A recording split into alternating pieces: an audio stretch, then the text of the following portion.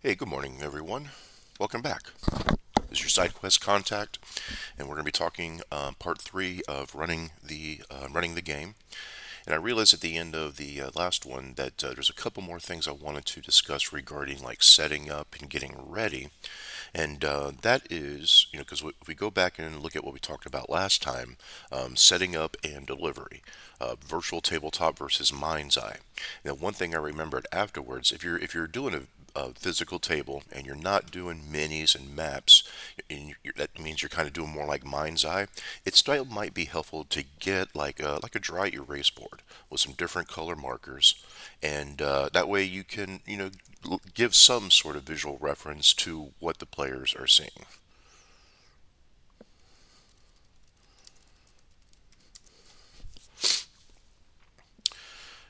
We we did that like in the real beginning days, like when we didn't have minis, but we wanted, the person running the game at the time, he's the one who did it, and that's what gave me the idea.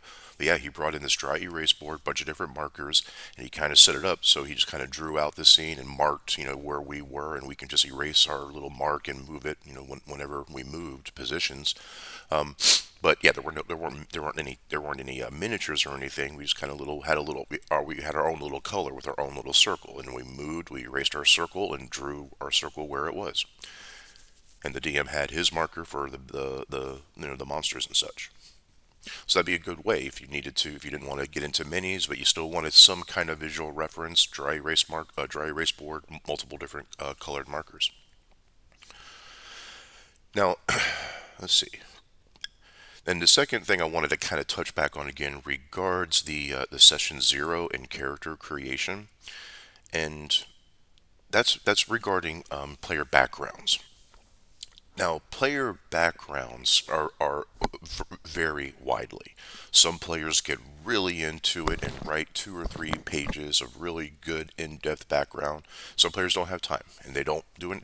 They just make the character and run with it, and that's okay too.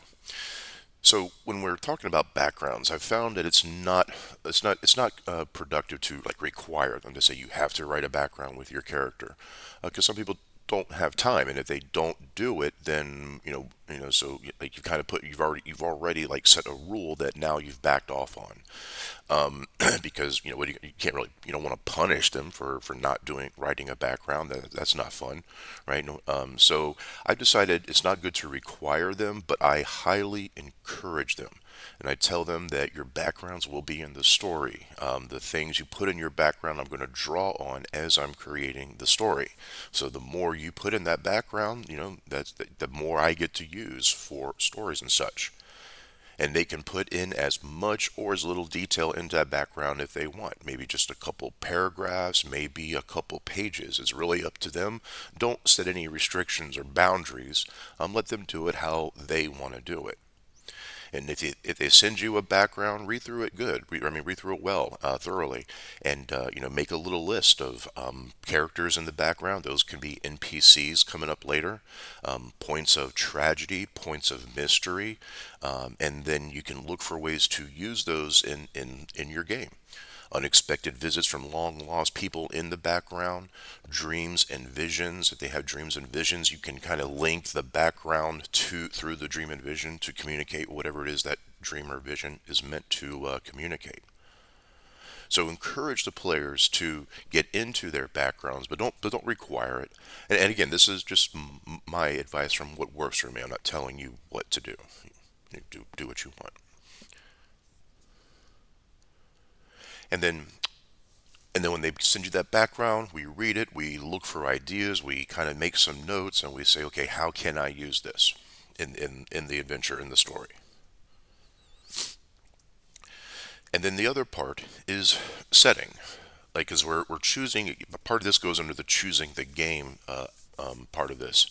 And when you're thinking of settings and adventures, do you want to go homebrew? Like, are you going to write out everything? Or are you going to go published? Are you going to go find a book or a setting or an adventure that's already published and then draw from that, or just run a published adventure?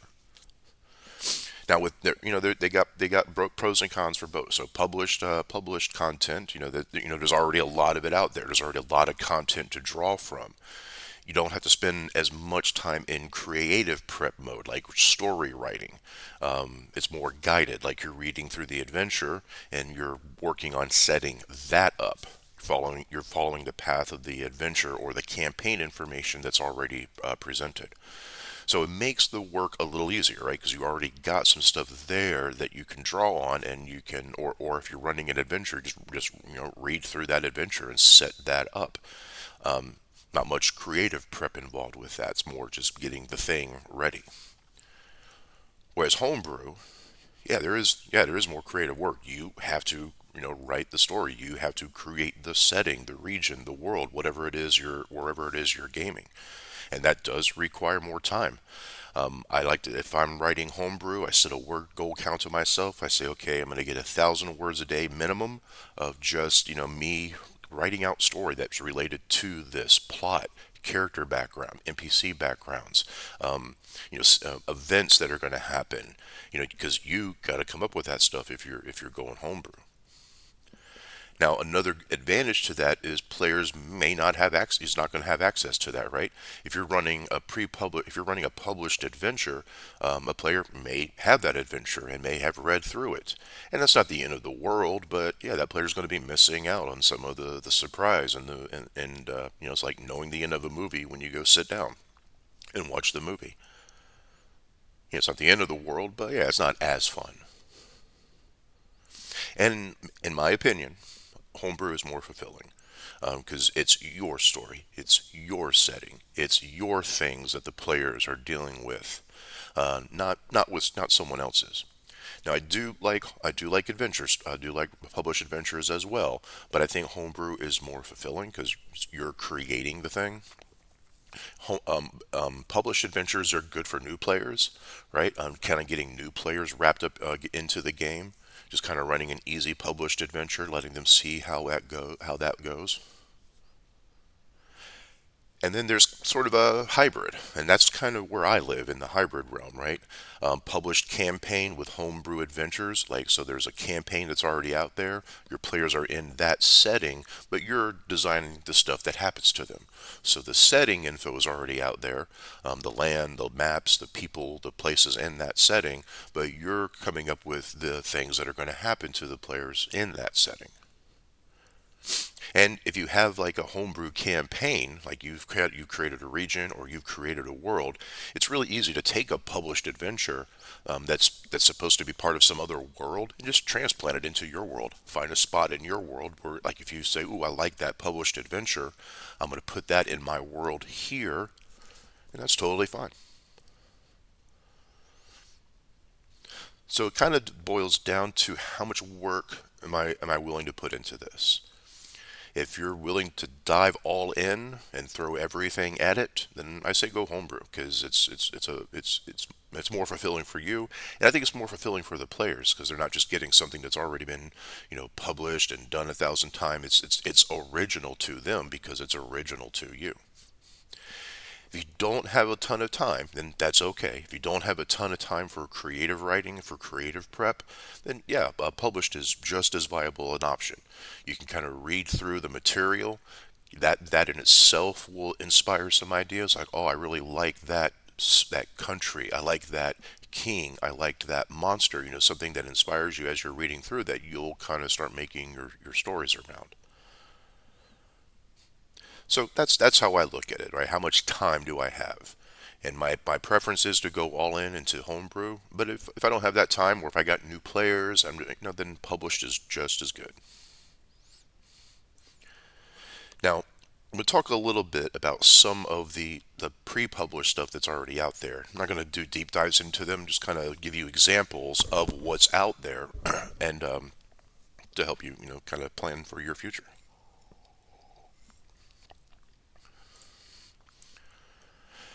Now I'm going to be talking about D&D, and again, I know there's 1,000 other games out there, but this is just getting the mental process going, right? We're not saying yes, we're going to run D&D all the time. I'm just using D&D as my platform.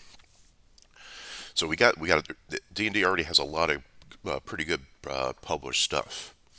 Now, most common setting you'll probably run into is the Forgotten Realms, the world of Toril. There's a ton of stuff on the Forgotten Realms. In fact, there's so much stuff on the Forgotten Realms, I don't really understand why they are called Forgotten, because everyone seems to know about them. It's one of the biggest settings in the D&D multiverse, one of the biggest, most influential, most active worlds in the D&D multiverse, and it's highly magical. Like the gods come down to do stuff and cause chaos and just make trouble for the mortals who are just trying to get along down there. The current novel series I'm reading is, or listening to, the audio novel series I'm listening to is the Avatar series, and that's where, yeah, in the beginning, the gods got kicked out of the heavens. They pissed off the main god, and so he just said, "Nope, fine, y'all go down into the world and be humans for a while." And yeah, so that was fun. It caused all kinds of trouble with the world. Magic went awry. It was just a big mess, and they eventually, cleaned it up. And this is a traditional D&D fantasy world. There are published adventures in here already. Things like Princes of the Apocalypse. That's a pretty good published adventure set in the Forgotten Realms in Toril, as is Tyranny of Dragons, set in the same world, pre-published adventure. But you could go into the. I thought I had it up. Oh, here it is. Yeah, you can go into the world and I keep messing around. Hold on. And decide, what you want to run. Like, where do you want to base your players? What area are they going to be working from? So that's Toril, the Forgotten Realms. Again, not sure why it's called Forgotten because everyone knows about it. Now, Dragonlance is also really good. It's also more. It's also traditional, like Forgotten Realms Toril. It's a D&D world that has its own rules of physics, its own rules of reality and such, laws of physics and such. Now, with D&D, with fifth edition, I don't think yet. Maybe I'm wrong, but I'm pretty sure that they don't have a campaign setting published for Dragonlance, but they do have an adventure published in the Dragonlance world in Toril. I'm sorry, in Kryn, where it has a lot about the world in it. So if you got Rise of the Dragon Queen or Shadow of the Dragon Queen, what is it? Yeah, Shadow of the Dragon Queen. That it's an adventure, but it has a lot of stuff in the Kryn setting. So Toril, Kryn, Forgotten Realms, Dragonlance, we have two pretty traditional fantasy worlds. They're worlds with physical rules, physical laws, people live on them, lots of different types of people, magic exists, and they have gods that, control aspects of their reality. And if you're creating your own world, these are pretty good to kind of take a look at, like how, because with Forgotten Realms, you can see what does a really high magical world look like, and you can kind of look through and see what the Forgotten Realms look like. They have like a 20th level wizard on every block almost. I'm just kidding, but it's really highly magical. Now another one I like is Ravenloft. This is not traditional fantasy. This is more geared towards kind of like gothic horror, werewolves, vampires, zombies, Frankenstein's, that sort of thing, that sort of genre. And the world and the setting doesn't exist on a traditional fantasy world. It exists in a pocket they call. I'm not going to go too deep into this, but it exists in a pocket world that they call the Shadowfell. And in that Shadowfell, in a portion of the Shadowfell, these really powerful evil powers have drawn lands to them, and they have these lands that they have captured, and all the people in those lands, and the evil, and they attract and encourage evil, and they imprison evil. So like each of these lands has its own dark lord, this evil dark lord, but that dark lord is a prisoner in that land and can't escape. Usually they're looking for a way to escape, but the dark powers are nearly omnipotent, so they're not going to escape unless the dark powers wanted them to escape. And in as far as the context of running the game, the dark powers are you, the DM. So you get to decide all that. And with Ravenloft, we have one of the a famous adventure. It is a and well deserved. It is a really well done adventure, Curse of Strahd, where you're having to face off against a vampire lord. You're trapped in this Shadowfell demi-plane, and you can't get out, but neither can this vampire lord. And that's the whole thing, is to try to escape. It's not about high adventure. You're not like traveling the countryside, fighting off goblins. No, this is fear and survival. You're trapped. Something's trying to get you, and how do I get out of this? So the goal of a Ravenloft game really is to just escape and survive.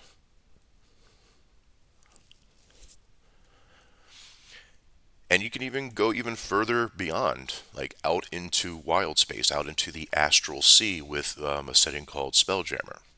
And I kind of like Spelljammer because it's different, right? It's not just everyday D&D. It's you're on a magical ship floating through the astral sea, and the astral sea is their word for space. But it has different rules. It's not the same rules as our normal space.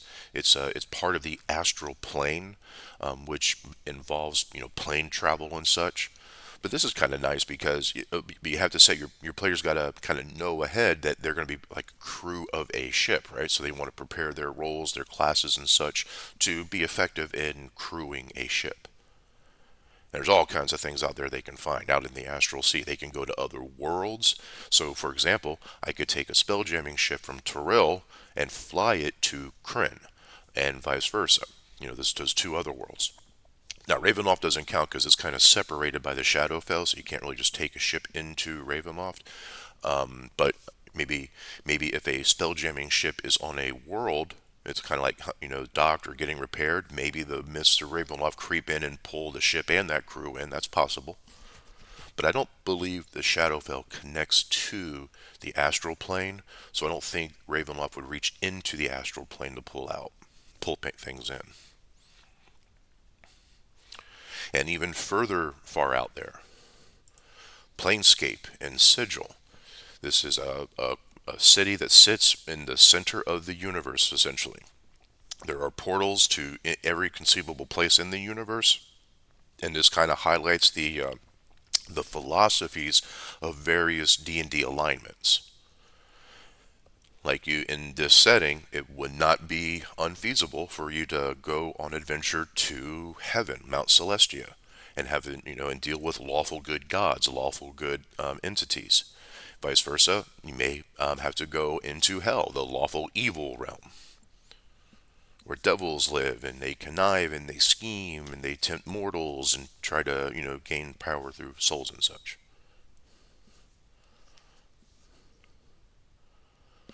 So there's already a lot of good options, right? And if you're going to go published, even if you're going to go homebrew, reading through stuff is good because that's going to get your mental process going. You're going to find some points of inspiration. And these are just the ones that I've used and that I like. There are others out there. Feel free to explore to your heart's content until you find something that you like. And I think that covers it. Kind of thinking about getting set up. Now I know I said this at the end of the last one, but then I thought of more things I wanted to talk about here. But I do believe for part four, we are going to be kind of getting into the minutia, running the game, like having the players at your table or in your virtual table, and presenting and going through that adventure. All right. Well, I hope you. Thanks again for hanging out. Appreciate your time, and hope you enjoyed this, found it useful. Have a good day. I'll see you next time.